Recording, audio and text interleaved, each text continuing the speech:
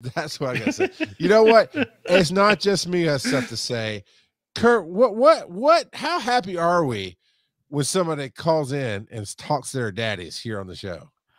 We love our speak pipers so much because they just don't stop calling. Way to go, Poppy. You got it there. So yes, call your daddies. We will tell you how proud we are of you and how much we love you. And we've got 2 speak pipes tonight. I don't remember which order they're in. So here comes the first one. So talking about how we behave and talk in one environment versus another with different groups of people. Every Wednesday morning, we have a meeting for our infrastructure. And that morning, a couple of weeks ago, I happened to be at another department working on a wireless issue. I'm in a room, about 4 or 5 people, and I join on my phone, and the audio starts playing through my phone. I have a moment of panic, turn on my headset, and I scramble to turn it on because my department, when we're on those meetings and the people in it, it's not that our department, the people are explicit as much as they are very implicit. But regardless, other people in departments and being a municipality, some people tend to be more sensitive than others, and you always have to be very concerned about that. So, in particular, my boss, he can be he can also be very explicit too. And so it was very unnerving, but it really brought him a realization that how we take for granted that, in one environment, our safe space, people behave versus another. So, yeah, it's definitely.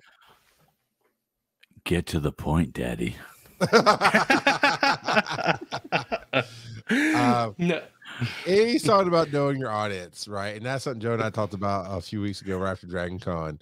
And old Pappy Kurt couldn't make it through. He fell asleep. I thought we were doing a speak pipe. Somebody start playing the speak pipes. All right. I think this is also from the Devo. Joe, your comment of HR compels you made me laugh, reminding me of my youth and Baptist revivals, Pentecostal Assemblies of God. And that was great.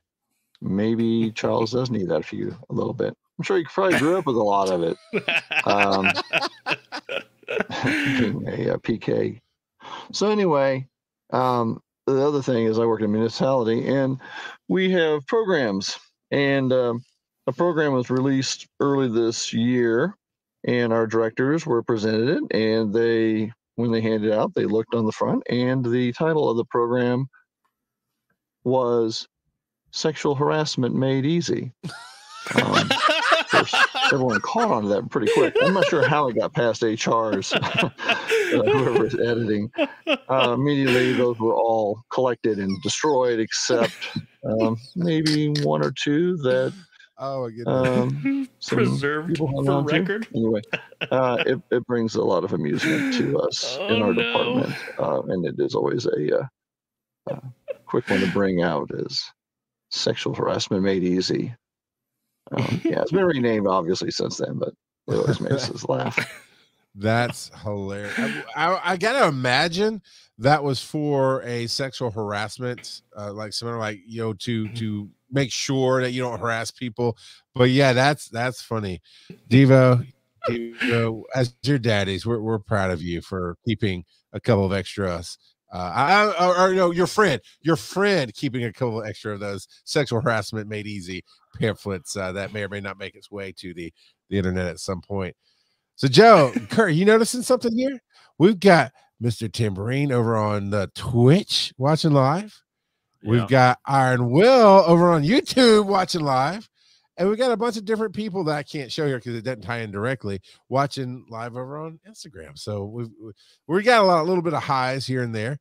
Not that kind of high, just hellos, I guess I should say. High Made Easy, featuring wholesome daddy Joseph Hart. So, or the Eater of Dreams card.